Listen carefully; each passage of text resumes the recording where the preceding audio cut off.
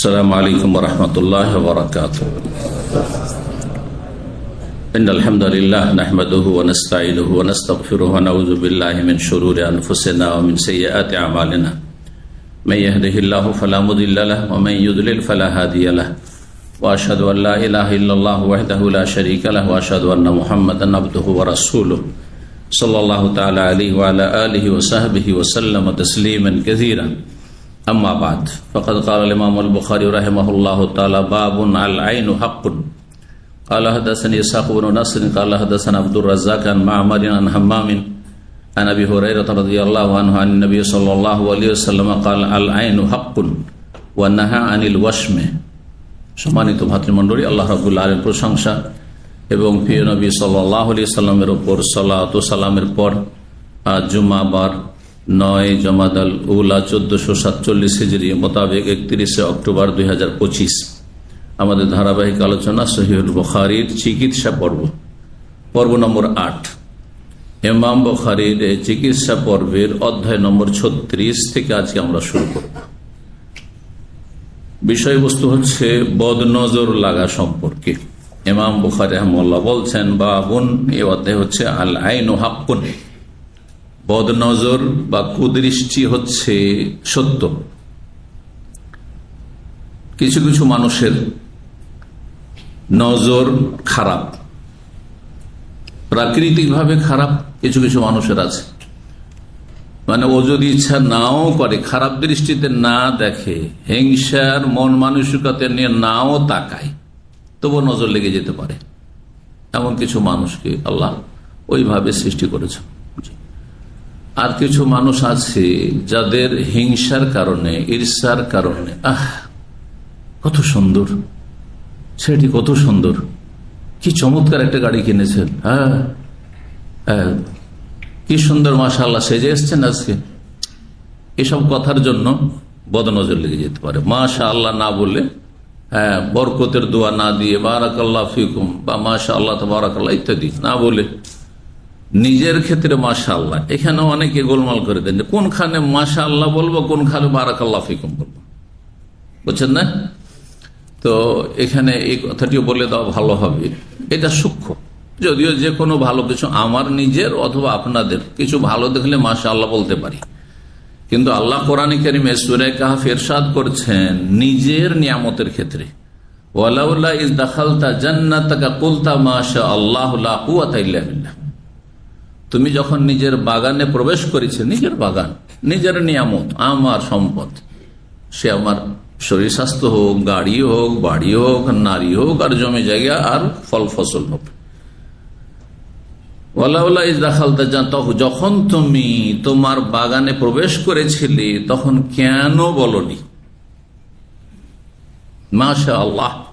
কমপক্ষে মাশাআল্লাহ, লা কুওয়াতা ইল্লা বিল্লাহ। আল্লাহ যা চান তাই হয়, আল্লাহ চেয়েছেন বলে আমি পেয়েছি, আমার কোনো ক্ষমতা নেই। লা কুওয়াতা ইল্লা বিল্লাহ, আল্লাহ ছাড়া কোনোই ক্ষমতা নেই। মানে আল্লাহ যদি এই সব ক্ষমতা বা দুনিয়ার জীবন উপকরণ না দিতেন, নিয়ামত না দিতেন, তো লা কুওয়াতা ইল্লা বিল্লাহ, আল্লাহ ছাড়া কারো ক্ষমতা ছিল না দেওয়ার, হাসিল করার। তো মাশাআল্লাহ অথবা মাশাআল্লাহ লা কুওয়াতা ইল্লা বিল্লাহ, নিজের নিয়ামত ভালো চমৎকৃত করলে, ভালো লাগলে বলবেন, নিজেকে দেখে ভালো লাগছে, নিজের স্ত্রীকে দেখে ভালো লাগছে, নিজের ছেলে মেয়ে দেখে ভালো লাগছে, নিজের ধন সম্পদের উপর একটু খুশি হয়েছেন, বেতন বেড়েছে, ভালো একটা চাকরি পেয়েছেন, খুব ভালো লাগছে, মাশাআল্লাহ লা কুওয়াতা ইল্লা বিল্লাহ অথবা মাশাআল্লাহ বলে, ঠিক আছে। কিন্তু বদনজর এক সাহাবীর লেগেছে আর একজন সাহাবীর ওপর, সেই ক্ষেত্রে নবী সাল্লাল্লাহু আলাইহি ওয়াসাল্লাম বলেছেন যে হাল্লা বারাকতা আলাইহি, তুমি তাকে বরকতের দোয়া কেন দাওনি? বরকতের দোয়া দাওনি, সেখানে বলেন তুমি মাশাআল্লাহ কেন বলনি? এই জন্য সূক্ষ্ম মাসলা হচ্ছে, পরের নিয়ামত দেখলে কি বলবেন? বারাকাল্লাহু ফিক। আপনার সুন্দর ছেলে, সুন্দর গাড়ি, বাড়ি, নারী, যে কোনো কিছু হোক, শুনলাম যে আপনি খুব ভালোই মাশাআল্লাহ উন্নতি করেছেন, ছিলেন একজন লেবার, আর হয়ে গেছেন ইনভেস্টার, তো কি বলে? বারাকাল্লাহু ফিক, বারাকাল্লাহু ফিক, ঠিক আছে, বারাকাল্লাহু ফিকুম, এইভাবে আর কি, আল্লাহ আপনার বরকত দিক। তাহলে বদনজর কেটে যাবে। বদনজর লাগা যে সম্ভাবনা থাকে সেটা লাগবে না এই দুয়ার বরকতে। এগুলো করবেন আপনারা নিজের ক্ষেত্রেও। আচ্ছা, নিজের বদনজর নিজের উপর লেগে যেতে পারে। আপনাকে নিজেকে দেখে খুব আয়নার সামনে দাঁড়িয়েছেন, গ্লাসের সামনে, আর দেখে খুব সুন্দর লেগেছে, স্মার্ট একদম, আপনার নজর আপনাকে লেগে যেতে পারে, আপনি নিজেরই ক্ষতি করে দিলেন। এই জন্য মাশা আল্লাহ বলবেন, ঠিক আছে, তাহলে বেঁচে যাবেন আপনি। আল্লাহ চেয়েছেন বলে হয়েছে। তো মাসলা কি বলছিলাম, বলতে গিয়ে বললাম বদনজর সত্য, বদনজর সত্য, এটা ঈমান ইয়াকিন রাখতে হবে। যেমন সেহের, জাদুর তাসির সত্য, জাদুকে অস্বীকার করা কুফর। আল্লাহ কোরআনে জাদুর কথা বলেছে, হ্যাঁ, ইউআল্লিমুনান নাস আস-সিহর, সেহের জাদু সত্য, জাদুর তাসির আছে। আপনি বুঝতে পারছেন না কেমন করে জাদু করে দিল, কেমন করে জাদু লেগে গেল চোখের সামনে। যে আমাদের দেশে যারা ম্যাজিক দেখায়, জাদু দেখায়, তারা মাটির গুলিকে রসগোল্লা করে দেখাচ্ছে, খাওয়াচ্ছে, মানুষকে জবাই করে দিচ্ছে, আবার তারপরে দাঁড় করছে। দেখেছেন না, দেখেন নাই? এসব তামাশা দেখায়, তা আসে আমাদের দেশে জাদুঘর করে। এরা কাফের, এরা মুসলিমের সন্তান কিন্তু কাফের, মুরতাদ এরা। জাদু সত্য, কেউ যদি অস্বীকার করে কুফরি কথা। এইরকমই আল আইন হাক্কুন, বদনজর লাগা সত্য। কোরআনে কারীমের প্রমাণ রয়েছে, যদি ইশারা ইঙ্গিতে, অমিন শাররি হাসিদিন ইযা হাসাদ, এই আয়াতে জাদুর অনিষ্ট থেকে, হিংসার অনিষ্ট থেকে আশ্রয় কামনা আল্লাহ শিখিয়েছেন। আর হিংসার একটা ধরন হচ্ছে বদনজর, কুদৃষ্টি, ভালো নজরে না দেখা। আপনাকে পছন্দ লাগলো না যে আমার চেয়ে দেশে উন্নতি করে নিয়েছে, আমার চেয়ে দেশে সুখী হয়ে গেছে, বদনজর লাগার সম্ভাবনা আছে। তো এইসব জিনিসগুলো সত্য। এইরকম জিন, আজকাল মেডিকেল সায়েন্স যারা পড়াশোনা করে, ইসলাম বিহীন, মানে জন্মসূত্রে মুসলিম কিন্তু ইসলামের চর্চা নেই, ইসলামের শিক্ষা নেই, আর হেলথ নিয়ে লেখাপড়া করেছে, আর সায়েন্স টেকনোলজি পড়েছে, পড়ার বলছে না এসব জিন টিন কিছু নেই, কুফরি কথা। এটি সূরাতুল জিন, সূরার নামই জিন। কোরআনে কত আয়াতে জিনের কথা রয়েছে, তাই না? যেমন মালাইকা, ফেরেশতাকে অস্বীকার করা কুফরি, তেমন জিনকে অস্বীকার করা কুফর। তো এই বিষয়গুলি আমাদের আকীদার বিষয়, কিন্তু ইউমিনুনা বিল গায়বের অন্তর্ভুক্ত। হেদায়েত পেতে হলে, জান্নাত পেতে হলে, মুত্তাকি হইতে হলে, হুদালিল মুত্তাকিল্লাযিনা ইউমিনুনা বিল গায়ব, প্রথম না দেখে বিশ্বাস করার কথা আল্লাহ বলে। তারপরে বলছে ওয়াকিমুস সালাত, না দেখে বিশ্বাস করে তারপরে সালাত কায়েম করতে হবে। তো যেই সে জিনিস বিশ্বাস করবেন নাকি? কোনটা বিশ্বাস করবেন? যেটা ওহীর দ্বারা প্রমাণ, কোরআন সুন্নাহ দ্বারা প্রমাণ, সেটা বিশ্বাস করবেন। আপনি ভিত্তিহীন কথা আপনারা বিশ্বাস করবেন না। হাত থেকে থালা পড়ে গেল, মেহমান আসবে আজকে, বিশ্বাস করা যাবে নাকি? হ্যাঁ, বিনা উজুতে বড় পীরের নাম নিলে শরীরে পশম পড়ে, বিশ্বাস করবেন নাকি? বিশ্বাস করাই কুফরি, এগুলিকে বিশ্বাস করেও তো কুফরি। তা বিশ্বাস করবেন সহি আকীদা, সহি বিশ্বাসগুলি, ভ্রান্ত বিশ্বাসকে বিশ্বাস করাই হারাম। যার দলিল নাই সেটা বিশ্বাস করবো না, কিন্তু যার দলিল আছে বিশ্বাস করতে হবে। বদনজর লাগার দলিল আছে আমাদের কাছে, রাসূলের হাদিস। এই হাদিসের অংশ দিয়েই ইমাম বুখারী অধ্যায় এখানে কায়েম করেছেন। বলছেন বাবুন, এই অধ্যায় হচ্ছে আল আইনু হাক্কুন, বদনজর লাগা হচ্ছে সত্য, বদনজর লাগা হচ্ছে সত্য। বদনজর থেকে আত্মরক্ষার উপায় আছে। বদনজর কারো লাগতে পারে, হিংসুক মেলা আছে, আপনার পাড়া প্রতিবেশী, আত্মীয় স্বজন থাকতে পারে, অনিচ্ছাকৃত লাগতে পারে, হ্যাঁ, কারো প্রাকৃতিক ওর নজর খারাপ। সুতরাং আপনি যখন আপনার কোন নিয়ামতকে কোথাও বাইরে প্রকাশ করে, যথাসাধ্য আপনি গোপন রাখবেন। যে নিয়ামতগুলির ওপর নজর লাগতে পারে গোপন রাখবেন। যদি প্রকাশ করতে হয়, ছেলে মেয়ে নিয়ে বেরোইতে হবে, হ্যাঁ, ছেলে মেয়ে নিয়ে বেরোইতে হবে। তারা নাবালক নাবালিকা হলে তার নজর পড়বে, তাহলে তাদের জন্য দোয়া করবেন। সূরা ফালাক, নাস, ইখলাস এগুলো পড়ে আপনি ফুক দিয়ে নেবেন, অথবা আপনি পড়বেন ওইজুকা বিকালিমাতিল্লাহি তাম্মা মিন কুল্লি শাইতানিন ওয়া হাম্মা ওয়া মিন কুল্লি আইনিন লাম্মা। হাসান হোসেন রাদিয়াল্লাহু তাআলা আনহুকে নবী সাল্লাল্লাহু আলাইহি ওয়াসাল্লাম আল্লাহর আশ্রয়ে রাখতেন, মানে আল্লাহর আশ্রয় নিতেন, তাদের জন্য কামনা করতেন এই দুয়ার মাধ্যমে। তো এইভাবে করবেন। বাড়ি থেকে বেরোন বিসমিল্লাহ তাওয়াক্কালতু আলাল্লাহ ওয়ালা হাওলা ওয়ালা কুওয়াতা ইল্লা বিল্লাহ, এই হাদিসে রয়েছে। হ্যাঁ, কুফিতা, তোমার জন্য আল্লাহ যথেষ্ট হয়ে গেছে।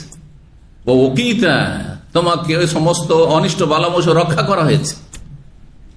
এটা নিয়ম বানিয়ে নিতে হবে যে কোনো সময়। এটা অভ্যাসের ব্যাপার। মানুষ যখন অভ্যাস করে না তখন অটোমেটিক গিয়ার কাজ করে। দেখেছেন, আমরা যে রাস্তা দিয়ে বাসা যাই আর বাসা থেকে অফিসে আসি, ওই রাস্তার ব্যতিক্রম কোনোদিন নিয়ত করেছি যে অন্য জায়গায় যাব, তারপরে অফিসে আসবো অথবা বাসায় যাব।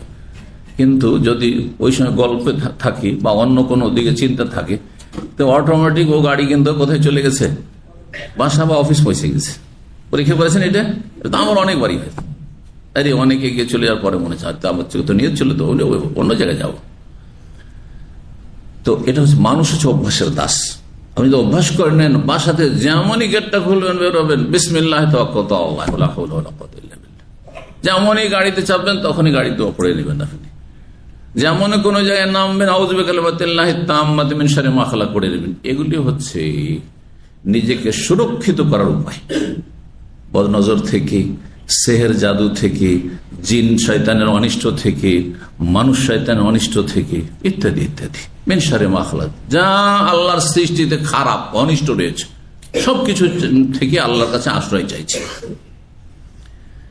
আল্লাহ যেন হেফাজতে রাখেন, তৌফিক দান করেন আপনাদেরকে। জি, হাদিস নম্বর 5740 বর্ণনা করেছেন আবু হুরায়রা রাদিয়াল্লাহু তাআলা। তিনি বলেন যে নবী সাল্লাল্লাহু আলাইহি ওয়াসাল্লাম বলেছেন, আল আইনু হাক্কুন, বদ নজর লাগা হচ্ছে সত্য। ওয়া নাহা আনিল ওয়াশমে, আর নবী সাল্লাল্লাহু আলাইহি ওয়াসাল্লাম নিষেধ করেছেন উল্কি লাগাতে। উল্কি লাগা বুঝেন তো? হ্যাঁ, ট্যাটু নাকি? আজকাল মানুষ ইংলিশটা বেশি বুঝছে, অনেকে হয়তো উল্কি বুঝে না, কিন্তু ট্যাটু বললে বুঝছে। উল্কি লাগানো হারাম, কাবিরা গুনাহ। কাবিরা গুনাহের জন্য যে লানত করা হয়েছে, লান আল্লাহুল ওয়াশিম ওয়াল মুস্তাশিম। আগের যুগে মহিলারা বেশি করতো, এই জন্য স্ত্রীলিঙ্গের মুয়ান্নাসের সিগা ব্যবহার হয়েছে হাদিসে, কিন্তু পুরুষও যদি লাগায় হারাম। যে ফিলিপিনোরা পুরুষ হোক আর নারী হোক, পশ্চিমা দেশও দেখলাম, ইউরোপে সুবহানাল্লাহ প্রায় অমুসলিম সব, গোটা শরীরে ট্যাটু। আউযু বিল্লাহি মিনাশ শাইতানির রাজিম, নাসাল্লাল্লাহ সালামাত ওয়াল আফিয়া। আর যারা মুসলিম সমাজের এরকম করছে তারা কাফেরদের গোলাম, কাফেরদের অনুসারী, কাফেরদের সদৃশ্যতা অবলম্বনকারী। সুতরাং মান তাশাব্বাহা বিকওমিন ফাহুয়া মিনহুম, আবু দাউদের হাদিস, রাসূলুল্লাহ সাল্লাল্লাহু আলাইহি হাদিস, যে যেই ব্যক্তি, যেই মুসলিম বিজাতি কাফেরদের বেশভূষা গ্রহণ করবে, তাদের মতো সাজবে, তাদের মতো চুলের কাটিং আজকাল সেলুনে, এই যে চুলের কাটিং যারা করছে কাফেরদের মতো দেখা দেখি সোশ্যাল মিডিয়া বা বিভিন্ন মিডিয়াতে দেখে, তারা তাদের দলভুক্ত নয় বলছেন। এবং যেসব নাপিতগুলো, এই সেলুনের কর্মচারীগুলো এই হারাম কাটিং ছাটিং করে দিচ্ছে, তাদের রুজি হারাম। যেমন দাড়ি মুন্ডা রুজি হারাম, তেমন এইরকম কাটিং এ রুজি হারাম। এটাও মাসলা জেনে রাখতে হবে। কতটা হালাল? মোচ কাটছে হালাল, হ্যাঁ, আপনার চুল কাটছে এটুকু হালাল। সুতরাং এই সেলুনের ব্যবসা 50-50। হ্যাঁ, যতটা হারাম ঢুকছে ততটা হারাম। হারাম কাজ করে যেটি রোজগার হচ্ছে, আর অতি বেশি রোজগার হচ্ছে, কালো কলপ লাগাচ্ছে, সুতরাং হারাম কাজ করছে। ব্রাউন অথবা লাল লাগাচ্ছে, তাহলে জায়েজ। কিন্তু ওদিকে ম্যাক্সিমাম আপনার কাস্টমার হচ্ছে হারাম জীবনযাপন করি, সুতরাং কালো করছে পেটের জন্য। তো এইসব ইনকামগুলি হারাম। নাহা আনিল ওয়াশমে, তা উল্কি লাগাতে রাসূল নিষেধ করেছেন। এটা নাহি তাহরিম, হ্যাঁ, এটা মাকরুহ তানজিহ নয়, বরং এটি হচ্ছে হারাম, নিষিদ্ধ। 37 নম্বর অধ্যায় বলছে বাব রুকিয়াতিল হাইয়াত ওয়াল আকরাব। এই অধ্যায় হচ্ছে সাপ অথবা বিচ্ছুর দংশনে ঝাড়ফুঁক করা। সাপে যদি দংশন করে অথবা বিচ্ছুতে দংশন করে, হ্যাঁ, বিষাক্ত কোন প্রাণীতে দংশন করে, তো তার জন্য ঝাড়ফুঁক করতে পারেন। কিন্তু ঝাড়ফুঁক করবে কে? যে এই ঝাড়ফুঁক জানে সে। আমাদের দেশীয় কবিরাজ নয়, দেশীয় ওঝা নয়, তারা মুশরিক। আমাদের দেশের কবিরাজগুলি সমাজের, তারা ইসলাম সম্পর্কে কোনো জ্ঞান রাখে না, না তাওহীদ আকীদার জ্ঞান আছে তাদের, না কোরআন সম্পর্কে জ্ঞান আছে, না শরীয়তের মাসলা হালাল হারামের জ্ঞান আছে।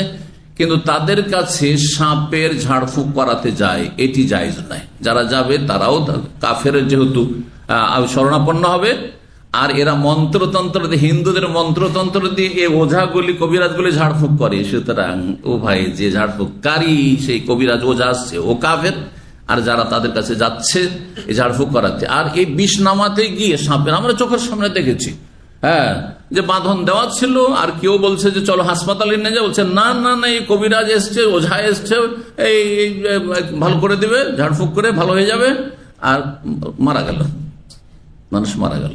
এগুলো বাঙালি সমাজে অনেক হচ্ছে।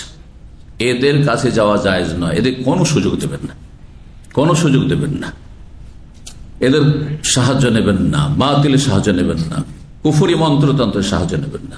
তাহলে ঝাড়ফুঁক যদি করাইতে হয়, প্রথম কথা আজকাল আলহামদুলিল্লাহ মেডিকেলে সুন্দর ব্যবস্থা হয়ে গেছে। হ্যাঁ, সাপের দংশনে বা বিষাক্ত কোনো প্রাণী দংশনে ব্যবস্থা হয়ে গেছে। এমনকি কুকুরে কামড় দিলে বা বিড়ালে কামড় দিলে সবকিছুর চিকিৎসা হয়ে গেছে, ভালো ব্যবস্থা হয়ে গেছে। সুতরাং উত্তম যখন আমাদের কাছে ব্যবস্থা আছে, অনুত্তম কেন যাবো না? বা আপনার রিস্ক কেন নিতে? রুকিয়া অনুত্তম নয়, কিন্তু রুকিয়াতে অনেক সময় হয়তো অনভিজ্ঞ, যার কাছে আপনি দম করাচ্ছেন কোরআনের হাদিসের দোয়া দিয়ে, সে হয়তো অনভিজ্ঞ, হয়তো অভিজ্ঞ না, বা আপনার অতটা আস্থা নেই, কি জানি হবে কি হবে না, কি জানি হবে কি হবে না, বা যে দম করছে তারই আস্থা নেই, হয়তো পরীক্ষামূলক করছে, যার ফলে কাজ হইল না, হয়তো রুগী মারা গেল। ওর চাইতে পারেন নিরাপদ, আপনি ডাক্তারের কাছে নিয়ে চলে যান, হাসপাতালে নিয়ে চলে যান।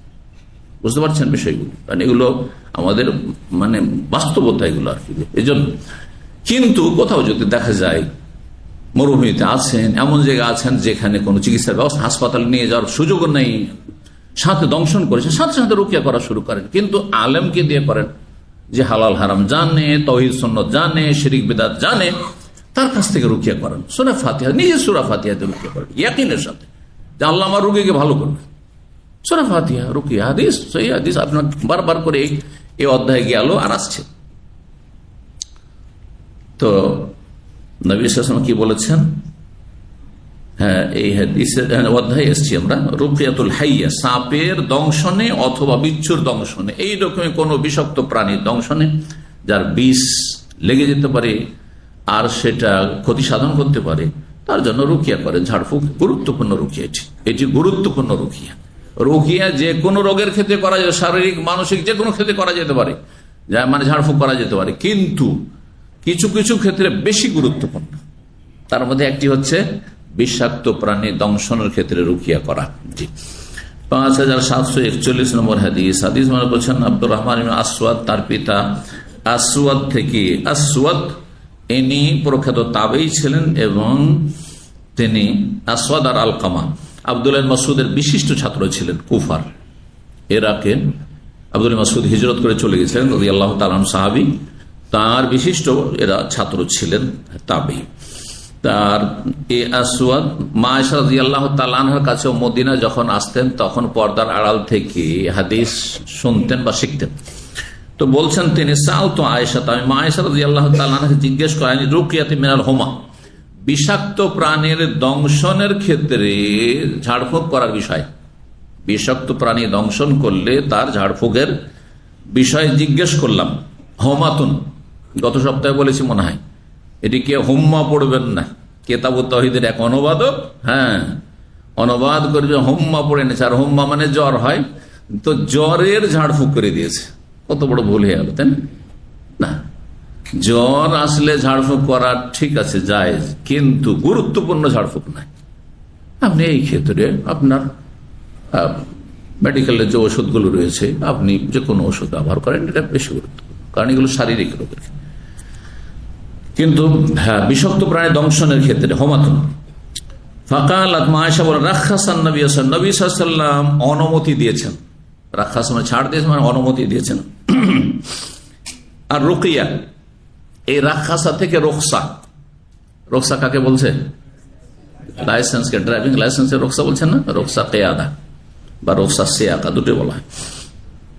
রাসূলুল্লাহ সাল্লাল্লাহু আলাইহি ওয়াসাল্লাম অনুমতি দিয়েছেন আর রুকিয়া, ঝাড়ফুঁক করার ক্ষেত্রে, মিন কুল্লি যি হুমাতিন, যে কোনো বিষাক্ত প্রাণীর দংশনের ক্ষেত্রে, যে কোনো বিষাক্ত প্রাণী ধ্বংসন করে তাহলে সেই ক্ষেত্রে ঝাড়ফুঁকের অনুমতি দিয়েছেন।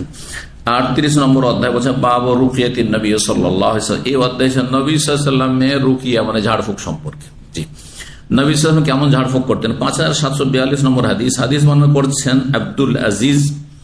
তিনি বলছেন দাখালতু, আমি প্রবেশ করলাম এবং সাবেত আল বুনানি আনাস বিন মালিকের কাছে। তাহলে এরা দুজনের তাবেই, সাহাবী আনাস বিন মালিকের সাথে সাক্ষাৎ হয়েছে, তার মানে এরা হচ্ছে তাবেই। ফাকাল সাবেত বলে, ইয়া আবা হামজা, হে আবু হামজা। আবু হামজা কুনিয়াত, উপনাম ছিল আনাসের।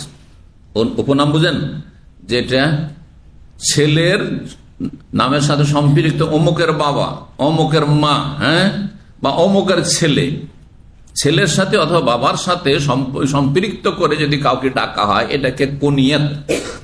আর যদি কুনিয়তকে বাংলায় উপনাম বলা হয়, নাম নয় কিন্তু উপনাম, সহজ ভাষায় ডাক নাম। আমাদের দেশে ডাকার জন্য মহিলারা বলে অমুকের বাবা, বলে না, এটাই হচ্ছে কুনিয়াত।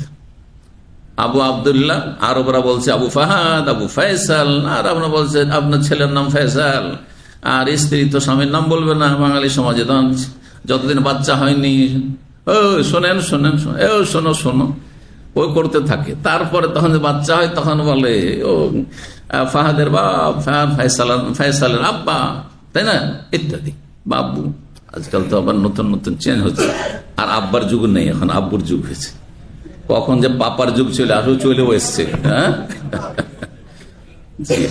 এটা হচ্ছে পরিবর্তন, মানুষ হচ্ছে পরিবর্তনশীল। কুল্লু জাদিদিন লাযীজুন, আরবিতে একটা প্রবাদ আছে, প্রত্যেক নতুন হচ্ছে সুমিষ্ট। নতুনটা বেশি স্বাদ লাগে। নতুন নতুন খাবার আপনাদের স্বাদ লাগছে না? আজকাল যে ফাস্ট ফুড, নতুন নতুন ফাস্ট ফুড আসছে আর খুব চলছে, পুরাতন গুলো গেছে। একসময় শর্মার দোকান ছিল বাদিয়ার দিকে, আমরা যেতাম, কখনো শর্মা করার ইচ্ছা হবে, ওগুলো আর কেউ যাই না।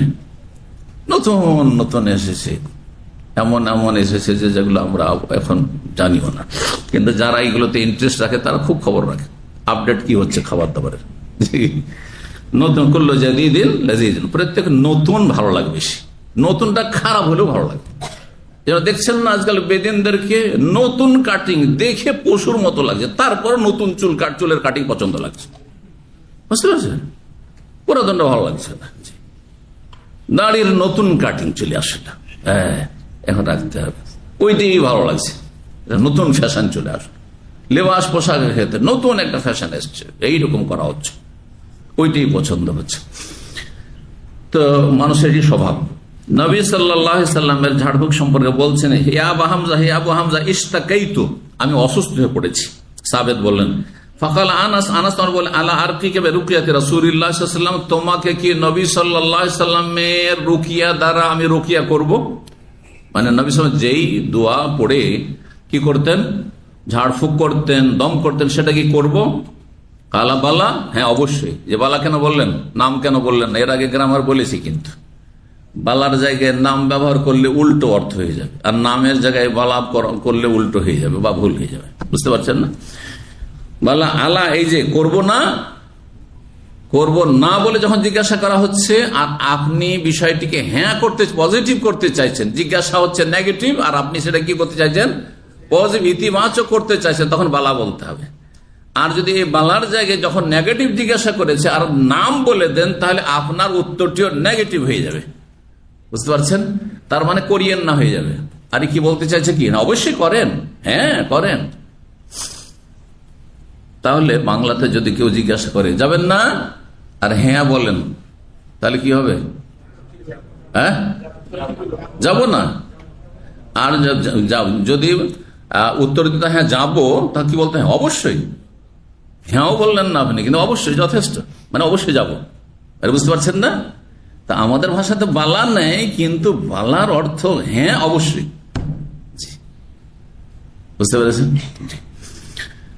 আরবির অলঙ্কার কালা বালা, হ্যাঁ বালা অবশ্যই আপনি শিখিয়ে দেন বা আপনি রুকিয়া করেন, ঝাড়ফুঁক করেন। কালা আল্লাহুম্মা রাব্বান নাস, হে আল্লাহ, হে মানব সকলের প্রতিপালক, পালনকর্তা। রব মুজহিবাল বাস, যিনি দুঃখ কষ্ট বা রোগ, বাসন মানে দুঃখ কষ্ট হয়, বাসন মানে রোগ হয়, বাসন মানে যুদ্ধ হয়, বাসন শরীদুন, প্রচন্ড শক্তি রয়েছে লোহাতে, আল্লাহ বলছেন সূরা হাদীদে। কারণ লোহা দ্বারা, লোহা ছাড়া কোনো অস্ত্র তৈরি হইতে পারে না। হ্যাঁ, আর লোহাতে প্রচন্ড শক্তি রয়েছে, যত যুদ্ধ হয়েছে সেখানে লোহার প্রয়োজন আছে। ফিহে বাসুন শাদীদ ও মানাফিউ লিন-নাস, বহুমুখী ফায়দা রয়েছে লোহাতে। তো বাসের অনেকগুলি অর্থ হয়, ক্ষেত্র বিশেষে আপনাকে অর্থ করতে হবে। এখানে রোগ, যেহেতু রোগের রুকিয়া করছেন, মুযহিবিল বাস, যিনি রোগের রোগ দূরকারী, রোগ দূরীভূতকারী। ইশফি, তুমি আরোগ্য দান করো। শেফাতে, শেফা মানে আরোগ্য, নিরাময় দান করো। আনতা শাফি, তুমি আরোগ্য দানকারী। লা শাফিয়া, অন্য রিওয়ায়াতে রয়েছে লা শেফা ইল্লা শেফাও, কোন আরোগ্যকারী নেই ইল্লা আনতা, তোমার ছাড়া। আর যদি লা শেফা পড়েন তো ইল্লা শেফা, তোমার আরোগ্য ছাড়া কোনো আরোগ্য নেই। মানে তুমি যদি রোগের নিরাময় না করো তাহলে কোনো নিরাময় হতে পারে না। শেফা আন, এমন আরোগ্য দান করো, মানে ইশফে শেফা আন, ইশফে এখানে উজ্জ্বল রয়েছে তার মফুলটি, মফুল মুতলাক। শেফা আন, আল্লাহ এমন আরোগ্য দান করো, লা ইউগাদিরু সাকামা বা সুকমা, যাতে কোনো রোগ অবশিষ্ট না থাকে শরীরে। লা ইউগাদিরু সাকামা, ইউগাদিরু মানে ছেড়ে দাও, কোন রোগকে ছেড়ে না দেয়, সব দূরীভূত হয়ে যায়। দোয়া মুখস্থ আছে, এটা দিয়ে রাসূলুল্লাহ রুকিয়া করেছেন, তারপরে আনাস করেছেন। সুতরাং এই দোয়া দিয়ে আপনি রুকিয়া নিজেকে করবেন আর অন্যদেরকেও করবেন, আপনার ছেলে মেয়ে করবেন। যদি অসুস্থ হয়, হ্যাঁ, আযহিবিল বাস রব্বান নাস, আল্লাহুম্মা, হ্যাঁ, রব্বান নাস, অথবা আযহিবিল বাস রব্বান নাস, ইশফি আনতা শাফি লা শিফা ইল্লা শিফাউকা শিফাআন লা ইউগাদিরু সাকামা। 5743 নম্বর হাদিস। হাদিস মায়েশা রাদিয়াল্লাহু তাআলা আনহা, তিনি আন্নান নবী কানা ইউআউযু বাযা আহলিহি, নবী সাল্লাল্লাহু আলাইহি ওয়াসাল্লাম তার পরিবারের যে কাউকে তিনি আল্লাহর আশ্রয় রাখতেন, মানে আল্লাহর কাছে আশ্রয় কামনা করতেন পরিবারের যে কোনো ব্যক্তির জন্য, সদস্যের জন্য। পরিবার বলতে প্রথম স্ত্রীরা আর তারপরে ছেলেমেয়েরা তাদের যে কোনো শারীরিক বা কোনো সমস্যার ক্ষেত্রে আল্লাহর আশ্রয় রাখতেন, মানে আল্লাহর কাছে আশ্রয় কামনা করতেন তাদের জন্য। কিভাবে করতেন? ইয়ামসাহু বিয়াদিহিল ইয়ুমনা, ডান হাত বুলিয়ে দিতেন শরীরে। তাহলে রুকিয়া করে ফুঁক দিয়ে ডান হাত ফিরিয়ে দেওয়া, এটিও সুন্নাত। নবী সাল্লাল্লাহু আলাইহি ওয়াসাল্লামের হাত হলে হাতই মোবারক, আর আপনার আমার হইলেও যেহেতু আমি দোয়া পড়ছি আর দোয়া পড়ে আমি হাত বোলাচ্ছি, সুতরাং এটিও সুন্নাহ। আর যদি হাতে, আরেকটি তরিকা হচ্ছে হাতে ফু দিয়ে নেন, তাহলে যেহেতু আপনি হাতে ফু দিলেন তারপরে হাত ফেরাচ্ছেন, তাহলে সেটি দুয়ার বরকত, আপনার হাতের বরকত না। আগে বলেছি, কখনো মনে করবেন না যে রাসূলুল্লাহ সাল্লাল্লাহু আলাইহি ওয়াসাল্লাম ছাড়া কোন মুরব্বির, কোন ইমামের, কোন আলেমের, কোন ওস্তাদের, কোন ওলিউল্লাহর শরীরের অঙ্গ প্রত্যঙ্গে বরকত রয়েছে। এই কথা একমাত্র আহলুল হাদিসের কাছে পাবেন, সালাফি আলেমদের কাছে পাবেন। যে আমার থুথুতে বরকত নাই, এই কথা আমি বলতে পারবো, বেদাতি মোল্লা বলবে না, বেদাতি আলেম বলবে না। এটা আমার হাতে বরকত নেই, কথা বোঝা গেছে না? আমার জবানে বরকত নেই, কিসে বরকত আছে? আমার এই যে দুয়াটি পড়লাম, কালামুল্লাহ, আল্লাহর কালাম পড়লাম, কোরআনে কারীমের কোন আয়াত অথবা রাসূলুল্লাহ সাল্লাল্লাহু আলাইহি ওয়াসাল্লামের একটি হাদিস মোবারক জবান থেকে বেরিয়েছে, রাসূলুল্লাহ, সেই দুয়াটি আমার জবান দিয়ে বেরিয়েছে, তারপরে ফু দিচ্ছি, সেই জন্য বরকত হয়েছে। কিন্তু আমার ফুঁয়ে কোনো বরকত নেই। এটি হচ্ছে সহিহ আকীদা, বিশুদ্ধ আকীদা। আকীদা এইভাবে শিখে যেতে হবে যাতে করে আপনাকে কেউ বেদাতের না নিমজ্জিত করতে পারে।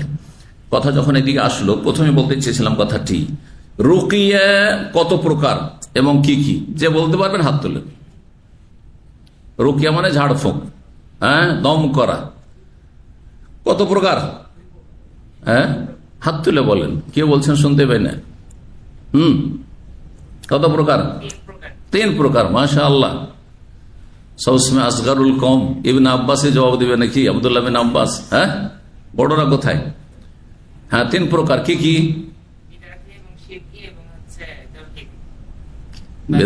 বেদাতি, শিরকি আর সুন্নাহ শারঈ, শরীয়ত সম্মত। শিরকি ঝাড়ফুঁক, রুকিয়া শিরকিয়া, শিরকি ঝাড়ফুঁক, বেদাতি ঝাড়ফুঁক, আর 3 নম্বর হচ্ছে শারঈ, শরীয়ত সম্মত ঝাড়ফুঁক। শরীয়ত সম্মত ঝাড়ফুঁক করবেন, বেদাতি শিরকি ঝাড়ফুঁক করবেন না, নেবেন না।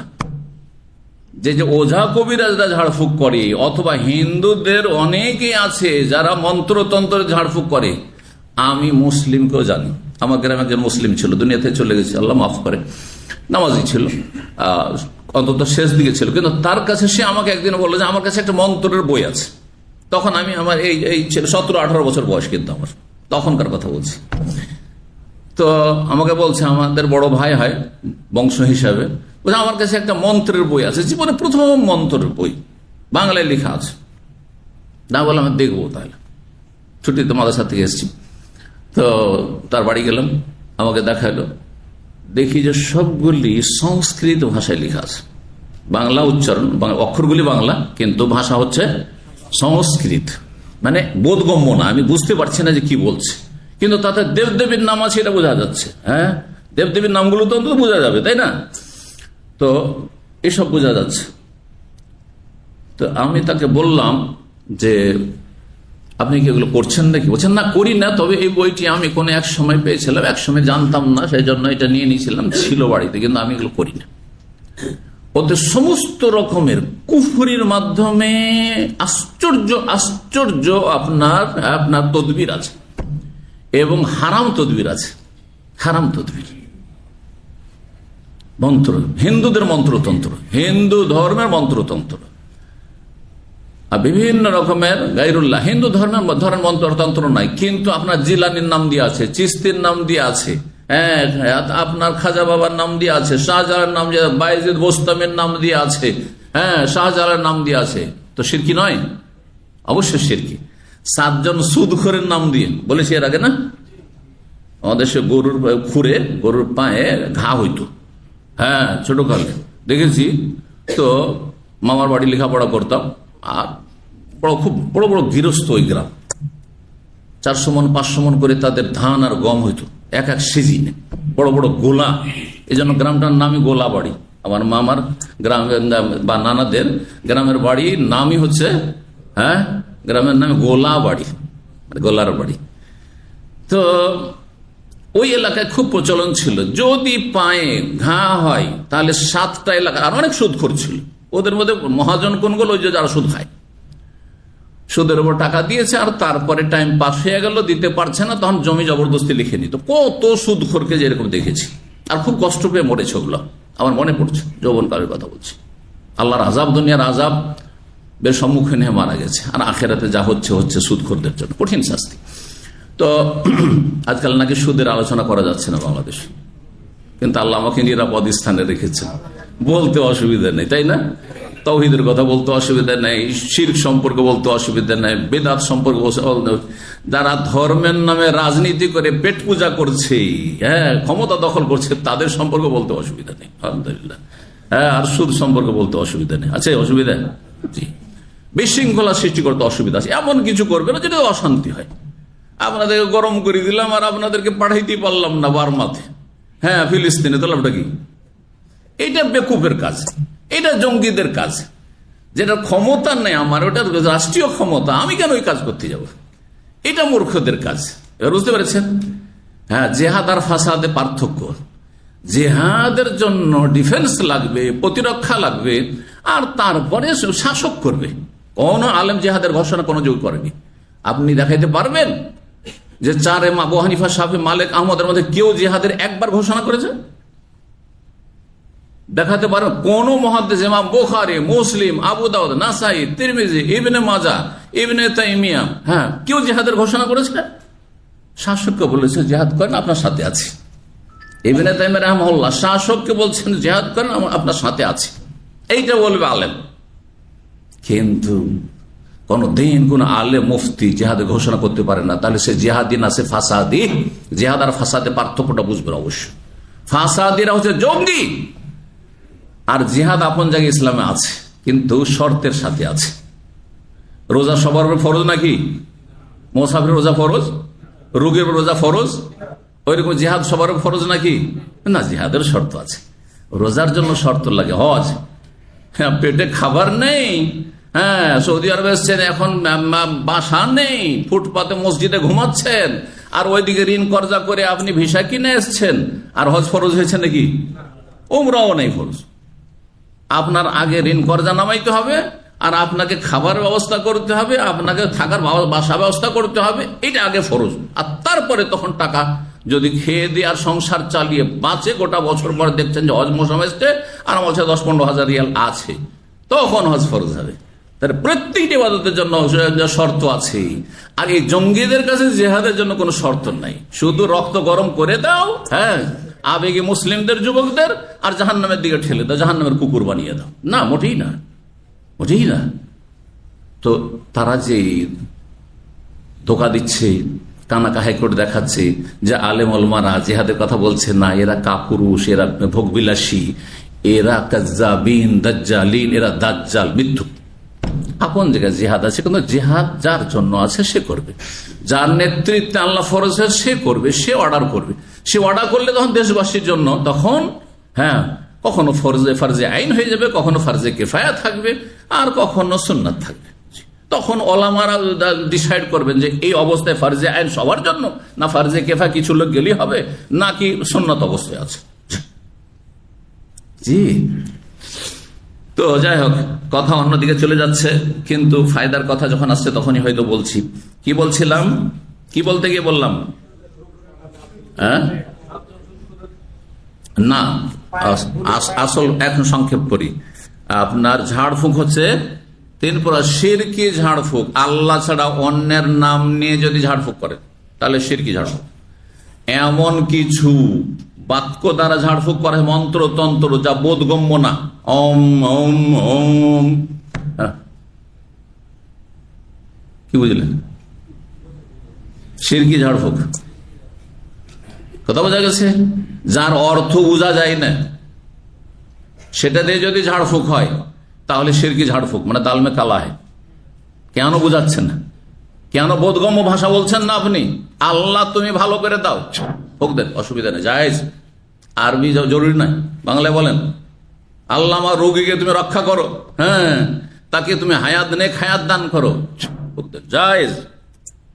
কারণ বোধগম্য আর ভালো কথা বলেছেন, আল্লাহর কাছে চেয়েছেন, গায়রুল্লাহর কাছে চাননি। কথা বোঝা গেছে? বেদাতি ঝাড়ফুঁক কোনটি? যদি নতুন কোন তরিকা বর্ণনা করা হয়, হ্যাঁ, ঝাড়ফুঁক করার জন্য কি করতে হবে? নিম পাতা নিয়ে আসতে হবে। কারণ আমাদের ওঝারা বিষ নামাবার ক্ষেত্রে সাপের বিষ, হ্যাঁ, নিম পাতা অথবা যে কোনো পাতা, নিম পাতায় সম্ভবত ব্যবহার করে, দিয়ে ঝাড় করছে, কি ঝাড়ফুঁক করছে, মন্ত্র পড়ছে আর করছে। বেদাত। এমন কোন ফর্মালিটি যদি হয়, তরিকা হয়, যেই তরিকা মা আনজালাল্লাহু বিহা মিন সুলতান, যা কোরআন সুন্নাতে তার কোন দলিল সনদ নেই, এমন তরিকা বেদাতি তরিকা, ঝাড়ফুঁক করা। বোঝা গেছে না? তো এর মেলা উদাহরণ হবে, সুতরাং সেদিকে যাচ্ছেন। 3 নম্বর হচ্ছে শরীয়ত সম্মত। শরীয়ত সম্মত ঝাড়ফুঁক হচ্ছে হয় কোরআনে কারিমের আয়াত দ্বারা ঝাড়ফুঁক, না হয় রাসূলুল্লাহ সাল্লাল্লাহু আলাইহি ওয়াসাল্লামের দোয়া দ্বারা ঝাড়ফুঁক, না হলে আপনার নিজের ভাষার কোনো দোয়া দিয়ে ঝাড়ফুঁক, না হলে বোধগম্য কোনো ভালো কথা এই রোগের সাথে সম্পর্কিত আল্লাহর কাছে চাইছেন, তাদের শিরক নেই, বেদাত নেই, শিরক বেদাত মুক্ত ঝাড়ফুঁক, তাহলে সেটা হচ্ছে শরিয়া রুকিয়া শারঈয়া, শরীয়ত সম্মত ঝাড়ফুঁক, শরীয়ত সম্মত ঝাড়ফুঁক। জি, তো চলেন তারপরে বলছেন এখানে যে রাসূলুল্লাহ সাল্লাল্লাহু আলাইহি ওয়াসাল্লাম কি পড়তেন? হাত বুলাতেন। তাহলে হাত বুলানো এটা সুন্নাত, যখন জায়েজ হয়ে গেল তাহলে আমি এটাকে বেদাত বলবো না। কিন্তু নতুন কোন তরিকা যদি নিয়ে আসেন তাহলে তখন বেদাত হবে। ওয়ায়াকুল, আর বলতে আল্লাহুম্মা রাব্বান নাস, হে আল্লাহ তুমি মানব জাতির রব, আযহিবিল বাস, রোগকে দূর করো, ওয়াশফিহি, আর একে শিফা দান করো, ওয়া আনতাশ শাফি, তুমি আরোগ্য দানকারী, শিফা দানকারী, লা শিফা ইল্লা শিফাউক। এখানে চলে আসুন, লা শিফা ইল্লা শিফা। আগের হাদিসে কি ছিল? লা শাফিয়া ইল্লা আনতা, কোন আরোগ্য দানকারী নেই তোমার ছাড়া। শিফা লা ইউগাদিরু, এমন আরোগ্য দান করো যে কোন রোগ যেন অবশিষ্ট না থেকে যায়। 5744 নম্বর হাদিস। হাদিস মা আয়েশা রাদিয়াল্লাহু তাআলা আনহা, রাসূলুল্লাহ সাল্লাল্লাহু আলাইহি ওয়াসাল্লাম কি করতেন? কানা ইয়ারকি, হ্যাঁ, দম করতেন, ঝাড়ফুঁক করতেন। ওয়ায়াকুলু, বলতেন ইমসাহিল বাস রাব্বানা, ইমসাহিল বাস এটাও বলতে পারেন, আযহিবিল বাস, ইমসাহিল বাস মানে রোগকে মুছে ফেলে দাও, আল্লাহ তুমি রোগকে মুছে দাও, মানে শেষ করে দাও। রব্বান নাস, হে মানব সকলের অধিপতি বা প্রতিপালক, বিয়াদিকা শিফা, তোমার হাতে আরোগ্য রয়েছে। ভাষার পার্থক্য, এটাও বলতে পারেন।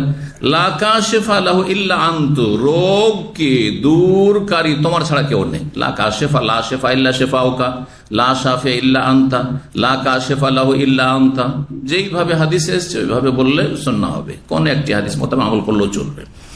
সবগুলির আমল করতে পারেন, কোনোবার এটা পড়লে কোনোবার ওইটা পড়লে তাও জায়েজ রয়েছে। আর একটি নতুন দোয়া দেখেন এখানে, রুকিয়া ঝাড়ফুঁক করার 5745 নম্বর হাদিস বর্ণনা করছেন মা আয়েশা রাদিয়াল্লাহু তাআলা আনহা বলেন আন্নাস কানা ইয়াকুলু লিল মারিদ, নবী সাল্লাল্লাহু আলাইহি ওয়াসাল্লাম রোগীকে উদ্দেশ্য করে বলতেন, মানে এই রুকিয়াটি ঝাড়ফুঁকের বাক্যগুলি বলতেন বিসমিল্লাহ। তাহলে বিসমিল্লাহ দিয়ে আপনি ঝাড়ফুঁক করবেন, বিসমিল্লাহ দিয়ে। তুরবাত আরদেনা মানে হাযিহি তুরবাত আরদেনা, এই হচ্ছে আমাদের জমির মাটি। আমাদের জমির মাটি মানে কি? তার মানে যদি রোগীর কোনো জায়গায় ব্যথা থাকে, কোনো জায়গায় ব্যথা, প্রচন্ড ব্যথা, তাহলে আপনি ধুলি নিতে পারেন, আর ধুলি নিয়ে সেখানে আপনি লাগিয়ে দিতে পারেন বা ছিটিয়ে দিতে পারেন, আর তারপরে আপনি ফুঁকতে হাজি তুরবাত আরদেনা। এটা একদল ব্যাখ্যা করে যে কোনো মাটি, তাহলে কোনো বিশেষ মাটির কথা বলা হয়নি। আরেক দল বলছেন হাদিসের ব্যাখ্যায়, যেহেতু নবী বলছেন তুরবাত আরদেনা, মানে এই হচ্ছে আমাদের ভূমির মাটি।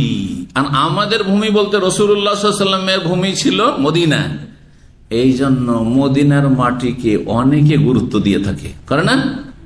আমার দেশে হাজিরা আসলে বা উমরাতে আসলে অনেকে মদিনার মাটি নিয়ে যায়। হ্যাঁ, মদিনার মাটি নিয়ে যায়। আর মাটিকে ফার্সিতে কি বলে জানেন? আপনারা জানেন না? খাক বলে। কে বললো? খাক, খাকে মদিনা। এটা বেরলভীদের মধ্যে খুব বেশি আছে, খাকে মদিনা। মদিনার মাটির খুব গুরুত্ব রয়েছে। খাকে মদিনার তো গুরুত্ব আছে আছে, শুধু তাই নয়, বেরলভীর নিজেদেরকে বলে সাগে মদিনা। বুঝেন সাগে মদিনা? বুঝেন? সাগ মানে জান কুকুর। ওরা বলে আমরা মদিনার কুকুর হইতে পারলেও ভালো। নাউযুবিল্লাহ মিন যালিক। আল্লাহ আশরাফুল মাখলুকাত, মানুষ এত সুন্দর করেছেন। সুঠাম লাকাদ খালাকনাল ইনসানা ফি আহসানি তাকওয়িম। হ্যাঁ, ওয়ালাকাদ কাররামনা বানি আদম, কত সম্মানিত আল্লাহ করেছেন, কত সুন্দর করেছেন। মাথা উঠিয়ে সোজা হয়ে মানুষ ছাড়া কোন প্রাণী চলে না, সবগুলি মাথা হ্যাঁ এইভাবে ঝুঁকিয়ে চার পায়ে চলাফেরা করে, অথবা অন্যভাবে পেটের ভরে চলাফেরা করে। কিন্তু মানুষ দেখেন কিভাবে চলাফেরা। মানুষকে কত কত যে বৈশিষ্ট্য আল্লাহ দিয়েছেন, যেগুলি কোন প্রাণীকে আল্লাহ রাব্বুল আলামিন দেননি। সুবহানাল্লাহ। জি, তো কি করে একজন মানুষ, একজন মুসলিম বলে আমি মদিনার কুকুর হতে চাই? ওদের বড় বড় মুরিদদের যে 2-3-4 লাইনের কি থাকে, আলকাব, বুঝেন তো, লকব, হ্যাঁ, উপাধির টাইটেল থাকে, তাতে সাগে মদিনাও থাকে। বুঝতে পেরেছেন? হাজরাতুল আল্লামা, আর পীরে কামেল, পীর জাদা, আর তারপর সাগে মদিনা, মদিনার কুকুর। আউযুবিল্লাহ, নাসাল্লাহ সালামাত ওয়াল আফিয়া। বলুন আলহামদুলিল্লাহ যে আল্লাহ আমাদেরকে কুকুর করেননি। মদিনার কুকুর ভালো না আপনি ভালো বলেন তো দেখি? আপনি কি কাফের যে বলবো উলাইকা কাল আনাম বল মাজাল? হ্যাঁ, চতুষ্পদ জন্তু বা তার চাইতে নিকৃষ্ট, সেটা ভিন্ন হইতো। কিন্তু আমি তো একজন মুসলিম, আপনি তো একজন মুসলিম, তাহলে তো আপনি তো আল্লাহর কাছে শ্রেষ্ঠ। হ্যাঁ, আপনি আল্লাহর আদেশ নিষেধ মেনে চলছেন। কুকুরে তো সেই সেন্সই আল্লাহ দেয়নি, তো আপনি কেন কুকুরের পর্যায়ে চলে যান? দুনিয়াতে যদি কুকুর হতে চান তো আখেরাতে তো ওই রকমই যদি আল্লাহ করে দেয়, যে তুই তো চেয়েছিলি মদিনার কুকুর হতে চেয়েছিলি, থাক কুকুর হয়ে তুই জাহান্নামে যা। আল্লাহ হেফাজত করে। দিন না বুঝলে আবেগী ধর্ম করবে, এরকম হয়। মানে মদিনার মহব্বতে আর রসুলের মহব্বতে দিশেহারা, কোরআন হাদিসের কোনো প্রয়োজনই নেই, বালাই নেই। নাউযুবিল্লাহ মিন যালিক। আর একটা জিনিস লক্ষ্য করেছেন, আমাদের দেশের মানুষরা যত মদিনা মদিনা করে, কখনো মক্কা করতে শুনেছেন? হ্যাঁ, যত গজল আছে সবগুলি হচ্ছে হ্যাঁ মদিনার গজল। মক্কার গজল কখনো দেখেছেন? কেন?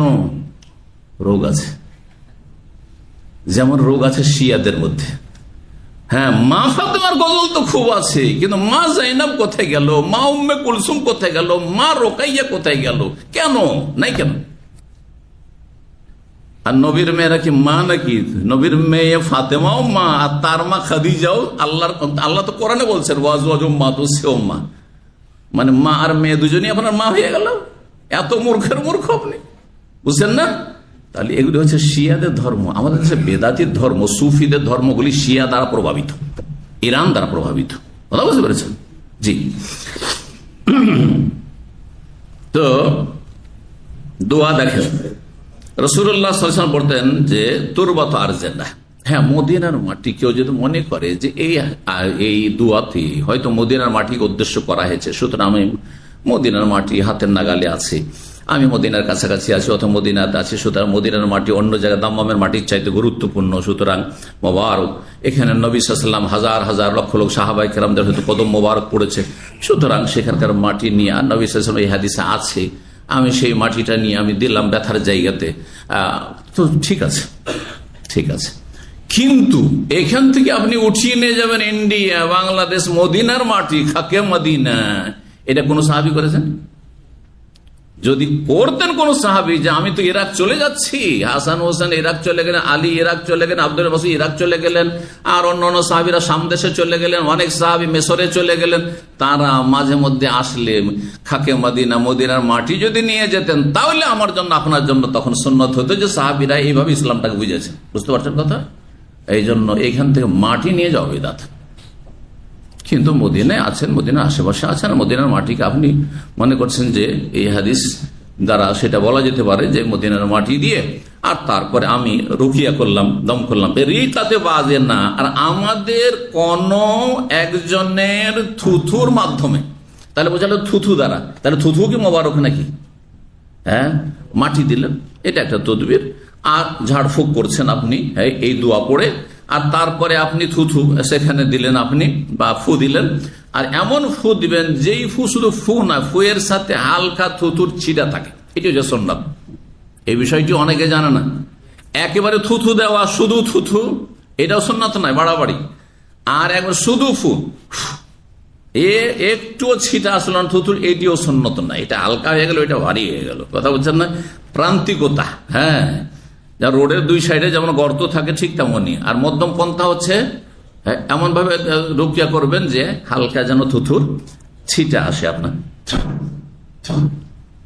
এইভাবে। বেরিকাতে বাজে না, আমাদের কোন একজন মুসলিমের থুতুর মাধ্যমে ইউসফা সাকিমনা, আমাদের রোগীকে যেন আরোগ্য দান করা হয়, আল্লাহ যেন আরোগ্য দান করা হয়, আল্লাহ তুমি আরোগ্য দান করো, এইভাবে। তাহলে বলবেন বিসমিল্লাহ তুরবাত আরজানা বেরিকাতে বাজেনা লিউসফা বিসাকিমনা বেইজনে রব্বেনা, অন্য রিওয়ায়াতে রয়েছে বেইজনে রব্বেনা, আমাদের রবের ইচ্ছায়, আল্লাহ না চাইলে হবে না। আল্লাহ না চাইলে মদিনার মাটি দিয়ে হবে না, আর আপনার রুকিয়াও দম করে হবে না, আর কারো থুথু দিয়ে ফু দেওয়া তো হবে না। এই দোয়াটিও মুখস্থ করে নেবেন। 5746 নম্বর হাদিস বা 46 নম্বর হাদিস, আমরা তাবেইয়া বর্ণনা করেছেন মা আয়েশা রাদিয়াল্লাহু তাআলা আনহা থেকে। আমরা বিনতে আব্দুর রহমান বড় আলেমা ফাকিহা ছিলেন তাবেঈনদের জামানায়, মহিলা। তাআলা তিনি বলেন কানা রাসূল ইয়াকুলু ফির রুকিয়াতে, রাসূলুল্লাহ সাল্লাল্লাহু আলাইহি ওয়াসাল্লাম তার রুকিয়াতে মানে ঝাড়ফুঁকে বলতেন বিসমিল্লাহি তুরবাতু আরজানা ওয়া রিকাতু বাদেনা ইউসফা সাকিমুনা বেইজনে রব্বানা, এই যে চলে আসলো বেইজনে রব্বানা। জি, 39 নম্বর অধ্যায় বলছে বাবু নাফাসে ফির রুকিয়া। এই অধ্যায় হচ্ছে ঝাড়ফুঁক করে হালকা থুথুর ছিটা সহ দম করা, ফু দেওয়া। এই যে চলে নাফাস, নাফাখ মানে শুধু ফু দেওয়া, আর নাফাস মানে হালকা থুথুর ছিটার সাথে ফু দেওয়া, আর তাফাল মানে থুথু দেওয়া। জি, তাফাল বা বাসাকা এগুলোর মানে হচ্ছে থুথু নিক্ষেপ করা। জি, এই জন্য বোসাক, হাদিস হচ্ছে বোসাক বা তাফল। তো 5747 নম্বর হাদিস বর্ণনা করছেন আবু কাতাদা তাবি, তিনি বলেন সাহাবী আবু কাতাদা সাহাবী, আর তার আগে তাবি আবু সালমা ইবনে আব্দুর রহমান বলছে সামিআতুন নবী সাল্লাল্লাহু আলাইহি ওয়াসাল্লাম ইয়াকুল, আমি নবী সাল্লাল্লাহু আলাইহি ওয়াসাল্লাম বলতেছেন আর রুইয়া মিন আল্লাহ, স্বপ্ন আল্লাহর পক্ষ থেকে হয়ে থাকে। যদি সত্যিকারের স্বপ্ন হয় মুমিনের, তাহলে সেটি আল্লাহর পক্ষ থেকে, ফেরেশতাদের মাধ্যমে হয়ে থাকে। আরেক ধরনের স্বপ্ন হলো হুল মুমিনাশ শাইতান, এই কল্পনা জল্পনার যে স্বপ্ন, খারাপ, হুল মানে খারাপ স্বপ্ন, খারাপ স্বপ্ন শয়তানের পক্ষ থেকে হয়। টোটাল স্বপ্ন কত প্রকার? স্বপ্ন 3 প্রকার, এখানে 2 সংক্ষেপে বলা হয়েছে, কিন্তু স্বপ্ন 3 প্রকার। এক হচ্ছে আল্লাহর পক্ষ থেকে ফেরেশতার মাধ্যমে স্বপ্ন, যা দেখলেন হয়ে গেল। আপনার ক্ষেত্রে, নিজের ক্ষেত্রেও মুমিন স্বপ্ন দেখে, অনেক সময় অন্যের ক্ষেত্রেও দেখে, কথা বোঝা গেছে?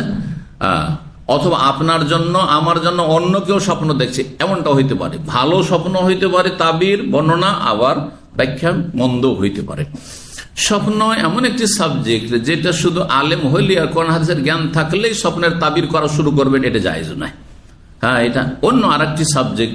কোরআন হাদিসের জ্ঞান অত্যন্ত জরুরি, কিন্তু তার সাথে প্রজ্ঞাবান হইতে হবে। আর তারপরে এসব এতে ঝুঁকি নিতে যেতে হবে না। কারণ অনেক সময় আপনি এমন কিছু বর্ণনা করে দেন, আপনার বর্ণনার কারণে হয়তো সেই ব্যক্তির ক্ষতি হয়ে গেল। এরকমটা না বললে হয়তো, নেগেটিভ না বললে হয়তো ঘটতো না, এমনটা হওয়ার সম্ভাবনা থাকে। স্বপ্ন বিস্তারিত একটি আলোচনা, আমার কিন্তু বিষয়ভিত্তিক আলোচনা আছে স্বপ্নের উপর বিস্তারিত।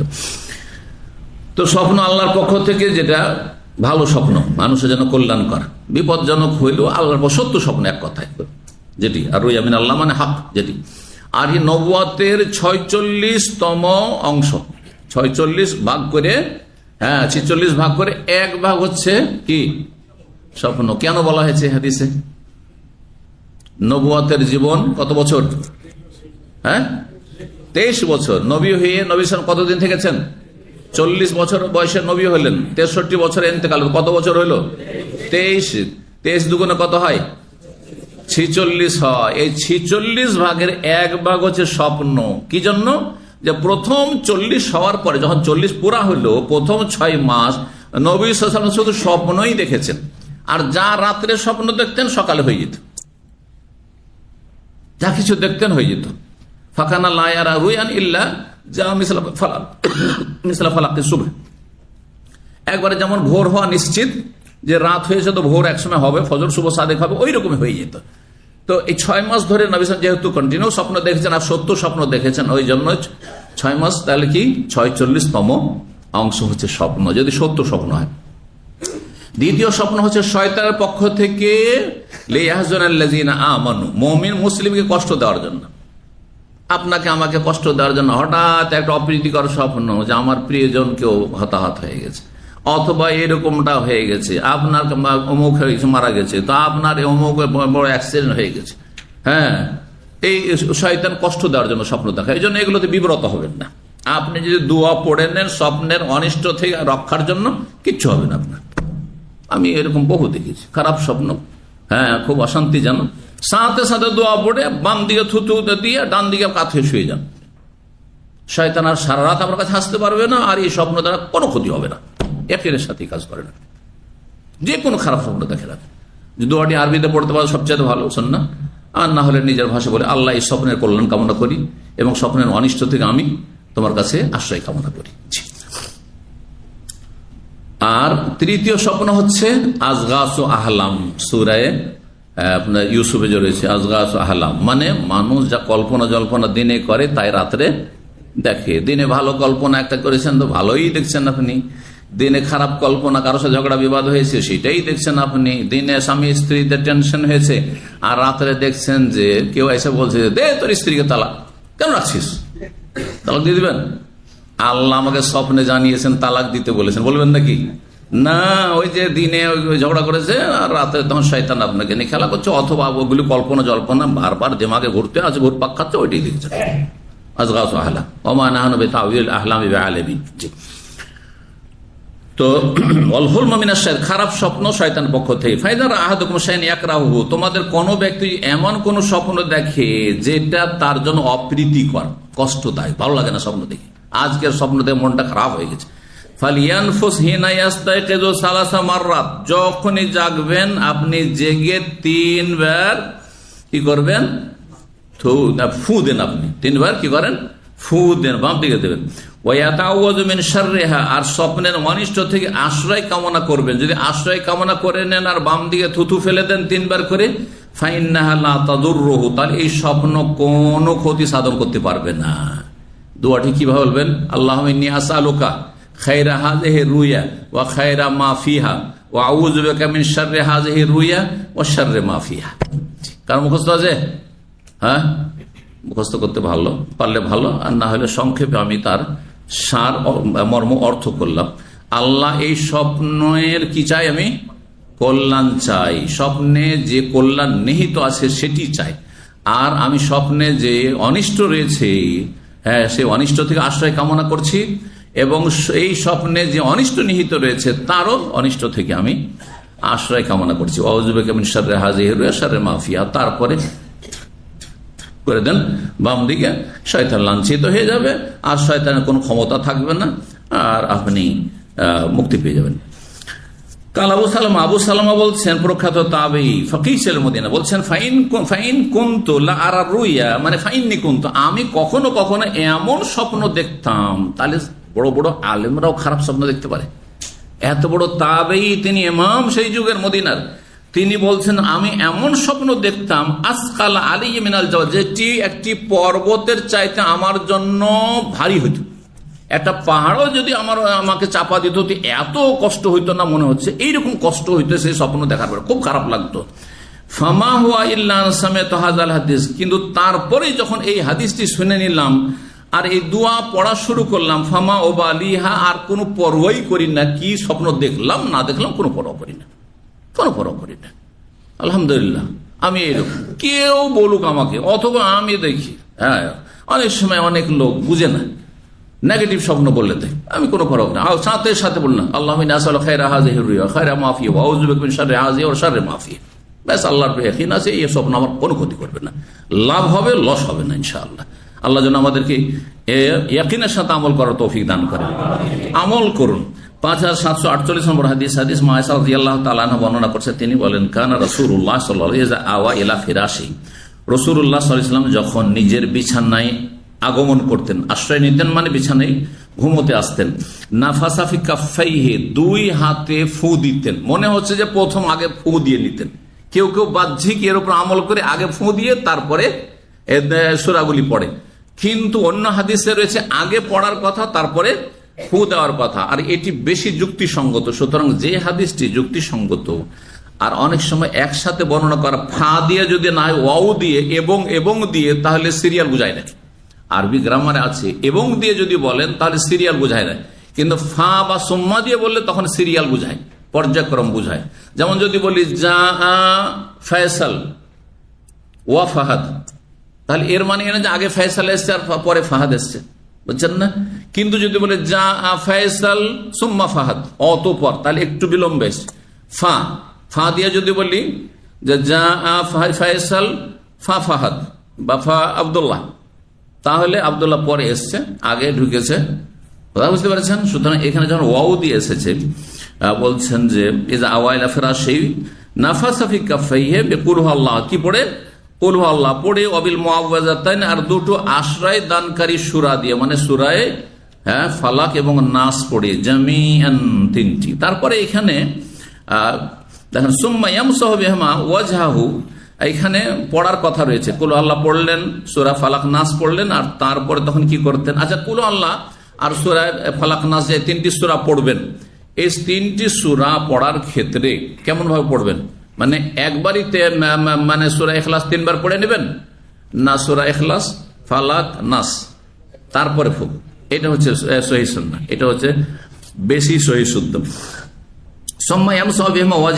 তারপরে নিজের মুখমণ্ডলে, তাহলে আপনি ফু দিবেন হাতে, এইভাবে ফু দিবেন, আর ফু দেওয়ার পরে আপনি আগে চেহারায় হাত বুলাবেন, আর তারপর অমা বালাগাত ইয়াদাহু মিন জাসে, যতটা শরীরে হাত পৌঁছে, এদিকে হাত পৌঁছেছে, এদিকে হাত পৌঁছেছে, এদিকে বডিতে যতটা হাত পৌঁছে আপনার, যতটা হাত পৌঁছিল, জরুরি নয় যে আপনাকে একবারে শরীরকে একবারে গুটিয়ে নিতে হবে আর পা পর্যন্ত পৌঁছে দিতে হবে না, যতদূর হাত পৌঁছিল। তো এই ছিল হাদিস। তারপরে বলছেন কালাত আয়েশা, মা আয়েশা রাদিয়াল্লাহু বলেন, ফালাম্মাশতাকা, যখন নবী সাল্লাল্লাহু আলাইহি ওয়াসাল্লাম অসুস্থ হয়ে পড়লেন, কানা ইয়ামুরনি, তখন আমাকে তিনি নির্দেশ দিতেন, আন আফআলা যালিকা, এটা যেন আমি করি, কারণ নবী সাল্লাল্লাহু আলাইহি ওয়াসাল্লাম অচল হয়ে গেছে, শরীর নিস্তেজ হয়ে গেছে, একেবারে ক্ষীণ হয়ে গেছেন, হাত উঠছেন, হাত উঠাবেন, ফু দিবেন, আর ফু দেওয়ার পরে আর তারপরে তখন হাত ফেরাবেন, এতটুকু শরীরে ক্ষমতা নেই একবারে শেষ সময়গুলোতে। তখন বললেন যে তুমি এই কাজটি করে দাও, তুমি এই কাজটি করে দাও, মানে এই সূরাগুলি পড়ো, 3টি সূরা পড়ো, আর তারপরে আমার শরীরে এই সূরা ইখলাস ফালাক নাস পড়ে ফু দিয়ে দাও। বলছেন যে আমি করতাম, কিন্তু অন্য রিওয়ায়াতে কি রয়েছে? অতিরিক্ত রয়েছে যে আমি আমার নিজের হাতে ফু না দিয়ে নবী সাল্লাল্লাহু আলাইহি ওয়াসাল্লামের হাতটাকে ধরতাম, আর তারপর আমি পড়ে তাতে ফু দিলাম, আর নবী সাল্লাল্লাহু আলাইহি ওয়াসাল্লাম হাত যেহেতু আমার হাতের চাইতে বরকতপূর্ণ, সুতরাং তার হাত দুটোকে নিয়ে তখন তার শরীর মোবারকে চেহারা থেকে শুরু করে যতটা সম্ভব হয়তো হাত বুলিয়ে দিতাম।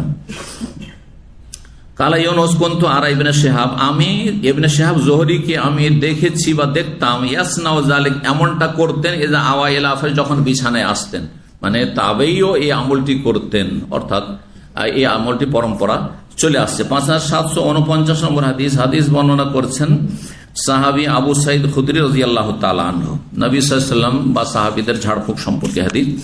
আর এই হাদিসটি এর আগে গিয়েছে দুইবার করে। আন্না রাহাতা মিন আসহাবি রাসূলিল্লাহ সাল্লাল্লাহু আলাইহি ওয়াসাল্লাম ইনতালাকু ফি সাফারাতিন, রাসূলুল্লাহ সাল্লাল্লাহু আলাইহি ওয়াসাল্লামের সাহাবায়ে কেরামদের একটি ক্ষুদ্র দল একটি সফরে গিয়েছিল, যাদের সংখ্যা 30 জন ছিল।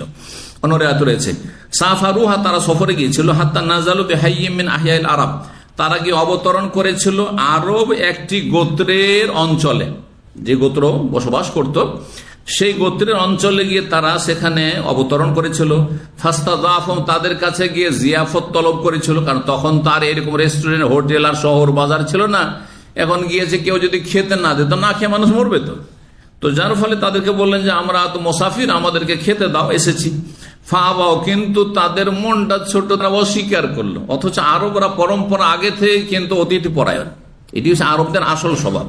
এই জন্য দেখেন আরবদের মেহমান আসলে আমাদের মতো নয় যে 1 কেজি 8 কেজি গোস্ত নিয়ে আর একটা মুরগি নিয়ে বসবে, বিশাল সাহান নিয়ে বসতে হবে, তাই না, একজন মেহমানের জন্য। আর যদি নিকট আত্মীয় হয় বা ওই রকম স্পেশাল গেস্ট হয়, তাহলে কি করতে, গোটা গানাম নাই গোটা উঁট একবার নিয়ে বসতে আসতো, ঠিক কিনা? অথচ খেতেই পারবে না, মানে 5 ভাগের 1 ভাগ খেতে পারবে না, বা 100 ভাগের মধ্যে 2-4-5 ভাগ খেতে পারবে না। কিন্তু নষ্ট করা জায়েজ না। বেশি নিয়ে বসলে জায়েজ আছে এই শর্তে যে সেটা অন্যদেরকে খাওয়িয়ে দেবেন, কিন্তু ফেলে দেবেন এটি জায়েজ নয়। এতে বরকত চলে যায়। বরকত চলে যাওয়ার, বরকতহীনতার একটি গুরুত্বপূর্ণ কারণ হচ্ছে এভাবে আল্লাহর নিয়ামতকে নষ্ট করা। বলছেন যে তারা কিন্তু তাদেরকে জিয়াফত করাতে মানে খাওয়াতে অস্বীকার করলো। তার কিছুক্ষণ পরে আল্লাহর পরীক্ষা এই গোত্রের জন্য ফালুদেগা সৈয়দু জালেকাল হাই, সেই গোত্রেরই যে নেতা সর্দার ছিল তাকে বিষাক্ত প্রাণীতে, সাপ অথবা বিচ্ছুতে দংশন করেছে। ফাসাউলাহু বিকুল্লি শাইইন লা ইয়ানফাউ শাই, তারা সব রকমের প্রচেষ্টা চালালো তার বিষ নামাবার জন্য, তাকে সুস্থ করার জন্য, কিন্তু বিষ নামছে না।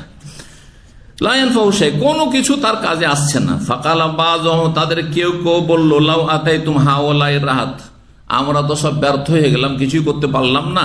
তো এই যে ক্ষুদ্র দলটি বাইরে থেকে মুসাফির এসেছে, তাদের কাছে যদি তোমরা গিয়ে দেখো, আল্লাযীনা কাদ নাযালু বিকুম, যারা তোমাদের আশেপাশে অবতরণ করেছে, লাআল্লাহু আন ইয়াকুনা ইনদা বাযিম শাই, হতে পারে তাদের কাছে এইরকম ঝাড়ফুঁক সম্পর্কে কোনো জ্ঞান ভালো আছে। ফাতাহু, তারা তাদের কাছে আসলো, খাওয়ায়নি কিন্তু আসতে বাধ্য হলো। আল্লাহ এরকমটা করেন, আজকে যাকে খাওয়াচ্ছেন না তার একদিন দ্বারস্থ হইতে হবে। এই জন্য মনটাকে ছোট করবেন না। নিজের বংশধর আত্মীয় স্বজন এরকম দেখা যায়।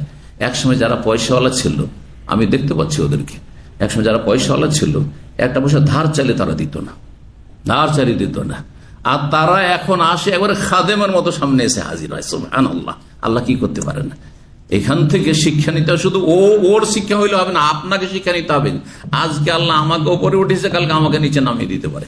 সুতরাং কখনো দাম্ভিক অহংকারী হবেন না, আর কখনো শুধু অতীতকে ভুলে যাবেন না, আর কখনো আপনি সংকীর্ণ মনা হবেন না। সবসময় মনটাকে উদার রাখবে যে আমি আল্লাহর রাস্তায়, আল্লাহ সন্তুষ্টির জন্য খরচ করব, আত্মীয় স্বজন, গরিব দুঃখী, পাড়া প্রতিবেশী, তাদের সাথে সদ্ব্যবহার করব, আল্লাহ আমাকে দেবেন। কিন্তু যখন নাফসি নাফসি নাফসি, আমি নিজে নিজে নিজে, এটা করবেন, তখন আল্লাহ আপনাকে হয়তো আপনার এই জীবনে আপনার ছেলে মেয়েদেরকে নয়, একসময় আমির ছিলেন, হঠাৎ করে গরিব, যারাকে কিছু দেননি তারাই আমির হয়ে গেছে, আর তাদের সামনে গিয়ে আপনাকে খাদেমের মতো বসতে হচ্ছে। এমন যেন লাঞ্ছিত না হইতে হয়। তো এই লোকেরা এসে হাজির হয়ে গেল, এসে বলছে, আইয়ুহার রাহাতু, হে লোকেরা, ইন্না সাইয়্যিদানা লোদেগা, আমাদের সরদারকে বিষাক্ত প্রাণীতে দংশন করেছে, বিচ্ছুতে দংশন করেছে। ফাসাইনা লাহু বিকুল্লি শাই, সব রকমের প্রচেষ্টা চালালাম, লা ইয়ানফাউ শাই, কিন্তু কোনো কিছু কাজে আসলো না। ফাহাল ইনদা আহাদিম মিনকুম শাই, তোমাদের কাছে কি এমন কোন জ্ঞান আছে, সম্পূর্ণ নলেজ আছে যে তোমরা আমাদের উপকার করতে পারবে, ঝাড়ফুঁক করে দিতে পারবে, বিষ নামাতে পারবে? ফাকালা বাযুহুম, তাদের কেউ বলল নাম, হ্যাঁ। একজন বলল যে হ্যাঁ পারবো। ওয়াল্লাহি ইন্নী লারা, আমি করব। 30 জনের মধ্যে একজন বলল যে আমি করব, সবাই নয়, আমি তোমাকে রুকিয়া, তোমাদের এই রোগীকে বা এই আক্রান্ত ব্যক্তিকে আমি রুকিয়া করে দেব। ওয়ালাকিন, কিন্তু কিন্তু আছে। সেটা কি? ওয়াল্লাহি, আল্লাহর কসম করে বলছি, লাকাদ ইস্তাযাফনাকুম, কিছুক্ষণ আগে তোমাদের কাছে আমরা জিয়াফত চেয়েছিলাম যে আমাদেরকে খেতে দাও, আমরা অনাহারে ক্ষুধার্ত আছি। ফালাম তুযায়্যিফুনা, কিন্তু তোমরা আমাদের জিয়াফত করনি, খেতে দাওনি।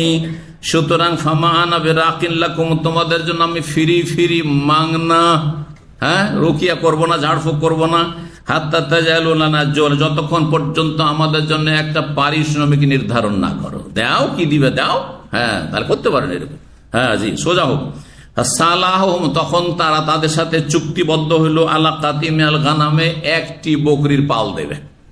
30 জন আছি, 30টা বকরি লাগবে। ওকে, ঠিক আছে, 30টা বকরির জন্য রাজি হয়ে গেল। জি। ফান্তালাকা, ওই লোকটি গেল, ফাজালায়াত ফলো ওয়াকরাউ আলহামদুলিল্লাহি রাব্বিল, সূরা ফাতিহা পড়ে সে, এই তাফাল শব্দটি এসেছে, কিন্তু তার মানে যে শুধু থুথু দেওয়া, কিন্তু থুথুর সংমিশ্রণের সাথে ফু দেওয়া, এটা হচ্ছে উদ্দেশ্য। কেন ফুঁক দিতে শুরু করলো, সূরা ফাতিহা বারবার করে সূরা ফাতিহা পড়ে আর ফু দেয়, বারবার করে সূরা ফাতিহা পড়ে ফু দেয়। হাত্তা লাকান্নামা নুশাতা মিন ইকাল, হঠাৎ করে মনে হলো যে সেই ব্যক্তি রশিতে বাঁধা অবস্থায় ছিল, তার বাঁধনকে খুলে দেওয়া হয়েছে। বাঁধন খুলে দিলে মানুষ একবারে ফ্রি হয়ে যায়, তেমনি এই বিষে আক্রান্ত ব্যক্তি, সেই ব্যক্তি একবারে সুস্থ হয়ে গেছে। হঠাৎ করে সুস্থ হয়ে গেছে, সত্য ঘটনা। সুতরাং আপনি কোনো কিছু অসম্ভব মনে করবেন না, ইয়াকিনের সাথে করবেন। ফান্তালাকা ইয়ামশি মা বিহি কালাবা, আর তারপরে ওই লোকটি যে যাকে বিষাক্ত প্রাণীতে দংশন করেছিল, সেই লোকটি হাঁটতে শুরু করলো।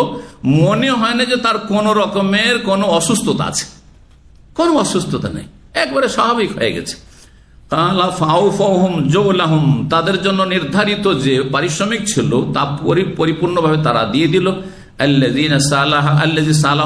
যার চুক্তি তাদের সাথে হয়েছিল। ফাকালা বাযুহুম, তাদের ওই যে নিয়ে আসলো 30টা বকরি নিয়ে ওই লোক হাজির হইল। আর তখন কিছু লোকেরা বলে, ইকসমু, এখন ভাগ করলাম, 30টা বকরি আছে তো সবাই নাও, আমরা তো সবাই আছি একসাথে। ফাকাল আল্লাযী রাকা, যেই ব্যক্তি রুকিয়া করেছিল সে বলল, লা তাফালু, এটা এখন ভাগ করিও না, কারণ আমরা হয়তো নাজায়েজ বলে জানি না, সেই জন্য নিয়ে নিলাম, কিন্তু যদি নাজায়েজ হয়, কারণ এই যে আমার পারিশ্রমিক নির্ধারণ করেছি, এটা ঠিক হইলো কি হলো না, আমরা যে চেয়ে নিলাম এটা ঠিক হইলো কি হলো না, সেই জন্য কি করো, লা তাফালু, ভাগ করিও না, হাত্তা নাতিয়া রাসূলুল্লাহ সাল্লাল্লাহু আলাইহি ওয়াসাল্লাম, যতক্ষণ পর্যন্ত রাসূলুল্লাহর কাছে আমরা না আসছি। ফানাযকুর লাহুল্লাযী কানা, যা ঘটেছে তা বর্ণনা না করছি। ফানানজুরু মা ইয়ামুরুনা, কি নির্দেশ দিচ্ছেন তা আমরা দেখছি। যদি উনি বলেন রাসূলুল্লাহ সাল্লাল্লাহু আলাইহি ওয়াসাল্লাম যে হ্যাঁ খেতে পারো, তাহলে ভাগ করবো, আর যদি বলেন না তোমাদের আরাম, এরকম ঝাড়ফুঁক করে এরকম বকরি ছাগল নেওয়া, পারিশ্রমিক নেওয়া, তাহলে ফিরিয়ে দিয়ে আসবো। মদিনা পৌঁছিলেন। ফাকাদিম আলা রাসূলিল্লাহ, তারা আসলো রাসূলুল্লাহ কাছে। ফাযাকারুল্লাহু, বিষয়টি উল্লেখ করলো।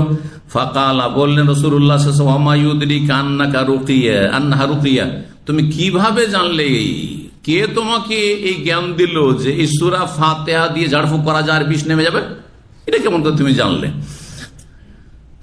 আসাবতুম, সে অনুমান ভিত্তিক। সূরা ফাতিহা হচ্ছে প্রথম সূরা, সূরা ফাতিহার অনেক ফজিলত রয়েছে। সূরা ফাতিহা উম্মুল কিতাব, গোটা কোরআনের মা, গোটা কোরআনের মূল। সুতরাং তিনি সূরা ফাতিহা দিয়ে রুকিয়া করা শুরু করেছেন। আসাবতুম, বললেন রাসূল সাল্লাল্লাহু আলাইহি ওয়াসাল্লাম, তোমরা ঠিক কাজ করেছো। ইকসিমু, ভাগ বন্টন করে নাও। ওয়াজরিবু লি মাকুম বিসাহমি, তোমাদের সাথে আমার জন্য একটা ভাগ রাখো। কি যেন বললেন?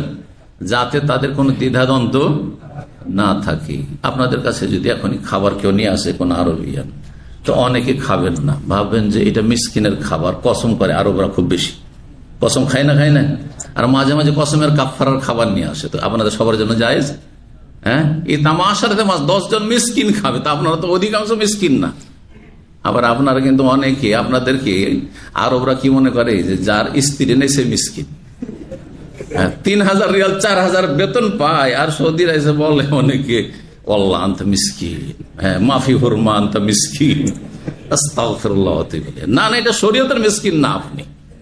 আপনি ধনকুব, পয়সাওয়ালা, অনেক পয়সা আপনার কাছে, আপনি মিসকিন না, আপনি গানি। কথা বোঝা গেছে? তো মিসকিন কি? যার মৌলিক প্রয়োজনে অভাব আছে, যতটা অভাব থাক না কেন। হয়তো আপনার 30 দিনের খাবার জুটে না, 25 দিন হয়, 5 দিন আপনাকে ধার কর্জা করতে হয়, অথবা খাওয়া দাওয়া জুটে যায়, চিকিৎসা করাইতে পারেন না, শীত বস্ত্র কিনতে পারেন না, ইত্যাদি ইত্যাদি, বাড়ি ঘরটা ঠিক করতে পারেন না, ভেঙে পড়ছে, তো মিসকিন আপনি তখন বলতে পারেন।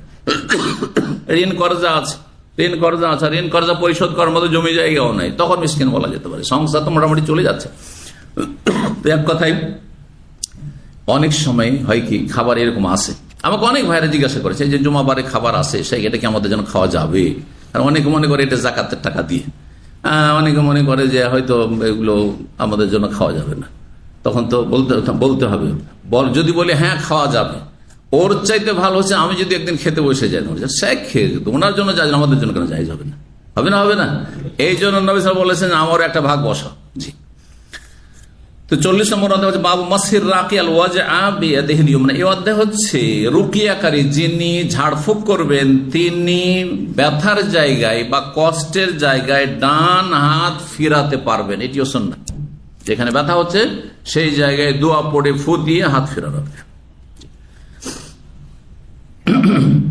এতে যেমন এই সুন্নাত, এক তো সুন্নাত হাদিস দ্বারা প্রমাণিত। 2 নম্বর কথা দেখেন, রোগীর গায়ে হাত দিলে রোগী মানসিক শান্তি পায়।